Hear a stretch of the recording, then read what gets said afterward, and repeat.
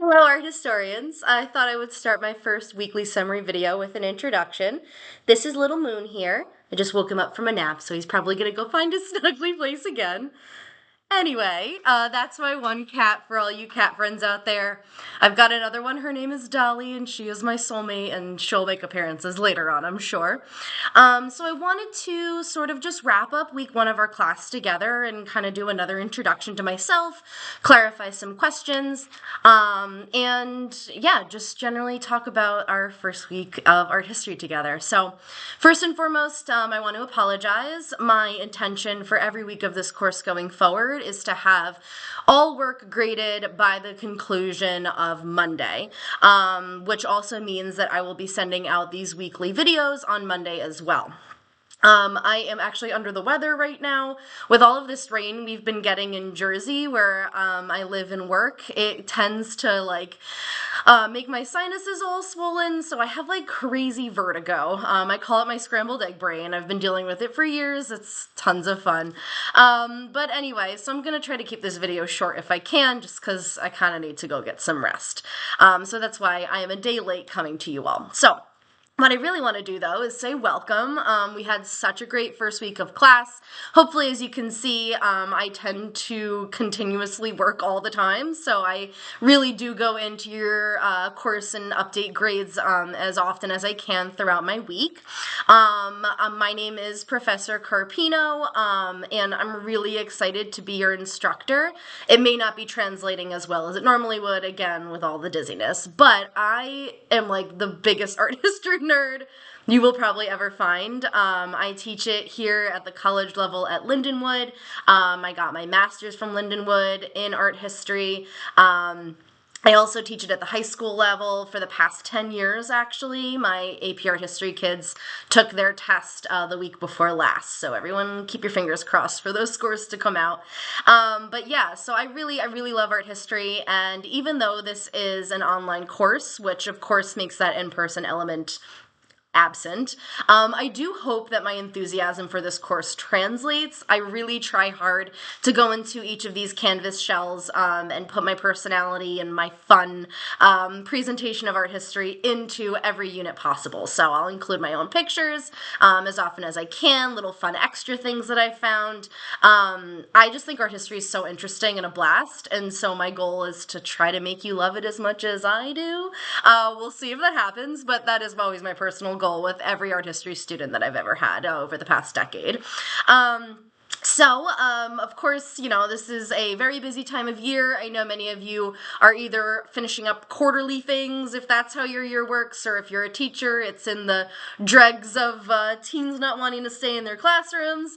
But regardless, I want to welcome you all and extend my appreciation for taking this course, whether it was something that was of deep interest to you or maybe fulfilling a requirement. Either way, I hope this is one that you can get a lot of really good things from that might influence your future career paths, your current field, whatever it may be, or maybe just your hobbies and interests.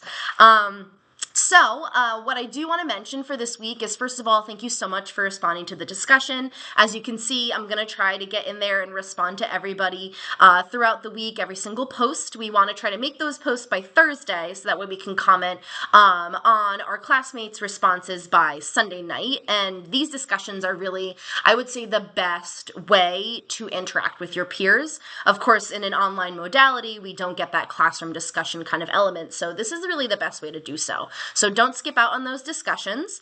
I went through all week one assignments and I left comments on all week one assignments. So please, everybody, go in and see your grades. Make sure that everything looks good. Reach out to me if you have any questions.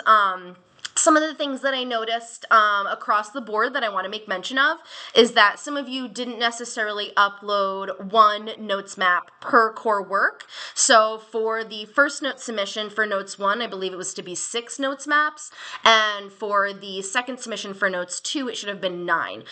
So if you lost points, it would be because not all of the notes maps were included. Now, I have created that notes maps in a couple of different formats: PDF, Word doc, and editable PDF. PDF. You can take notes however works for you. These are just suggestions. These are visual notes maps that might work better for you, but you don't have to use it if it doesn't work. I always encourage my students to learn and study and do what works for them. We're all such different people. So if you just want to take a Word doc and write everything down, as long as you include all the sections, that's fine. If you want to write everything out in a notebook, include all the sections, also fine. So definitely proceed however works best for you. I left lots of good comments on that. I do want to really just extend a thank you because holy cannoli, some of those notes maps were filled in to perfection. So really great job for the most part. Now, the other thing I wanted to mention, of course, is the self-guided explorations. Really great reflections on these. I did go back in today and finish up grading on those, and like I said, just because my brain's a little scrambly right now, I didn't leave as thorough comments as I had intended to, and that's what I had started in the beginning of last week, but I will make an attempt to do so going forward. Please, folks, it needs to be submitted on the template. It is far easier for my brain to mentally organize itself if I have submissions all similarly, or at least in some sort of similar fashion. So if you could please make sure you include the template. It is linked on your submission, and I will put it at the bottom of this post or announcement for this video as well. The other thing that I'm already getting a couple questions about, which makes my heart so happy, is that you should pay attention to your formal analysis paper. This is going to be due at the end of week 7, and this is like a core assignment for this class. You need to have your formal analysis paper submitted or you cannot pass this class. So I really highly encourage you to start planning ahead a little bit. The main point of this assignment is to see our work in person. If there is any other extenuating circumstances, please feel free to reach out to me. I know many of us might not be in the St. Charles area and be able to go to SLAM, but that's okay. I personally live in New Jersey, so I would probably head over to the Met or the MoMA or the Guggenheim or all of those amazing museums out in New York City. So whatever's closest for you is perfectly fine. I just really want you to go see the art in person. Also because this isn't a class that is in person, and normally I would use different measurements and calculations and large scale projections to try to make you feel like you're experiencing the artwork at its full size. So definitely going to see this stuff in person is a really core point of that assignment. So start to plan ahead a little bit. We've obviously got a lot of time until then, but I don't want it to come up too fast and catch anybody unaware. That being said, this course, as you saw on your syllabus quiz, does move very quickly. So it's not a 16-week class that's been chopped in half in only 8 weeks. As you saw in the description, it's a 16-week class that's been condensed into 8 weeks. So we move very quickly. There are a lot of assignments. I will really put my best effort to keep up with everything. So just keep me updated about how you're doing. And also make note, though, you don't have to complete everything. There are many rules in your syllabus, which go ahead and take another glance at, that describe the lower grades being dropped from certain sections that contribute to your overall total. So I, off the top of my head, cannot remember each of those numbers. Highly allergic to math. This is why I take art. But in the notes section, in your exam section, in your writing assignment section, and your quizzes, there will be a certain amount of low scores that will be dropped from those grades. Now, what that means is that if you have a bad week or you're just really overwhelmed and life just hits you full force, you can skip a quiz and your whole grade won't be catastrophically affected by it. So that's kind of the beauty of this class, is there definitely is a little bit of wiggle room here where if you, like I said, do have a bad week, you don't have to worry about not achieving a mark in this course that you would be unhappy with.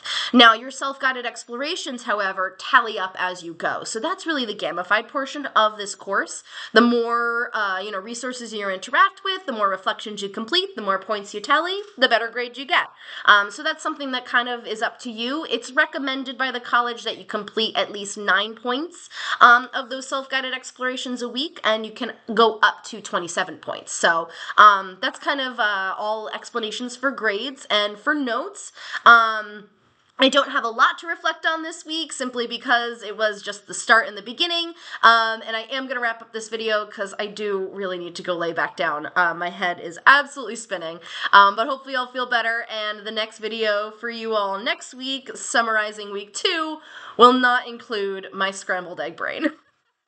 But anyway, I usually have much smoother introductions than this, so I thank you all for your patience and for your time. Again, go ahead and take a look at all those grades and all those comments I inputted over the past week or so, and good luck with week 2. Please never hesitate to reach out with any questions whatsoever. I am here as your instructor to answer all these questions, so no apologies ever needed, and I'll try to respond back as fast as I can. So I'm here as your resource, and enjoy, everybody, and I'll check back in very soon. Bye!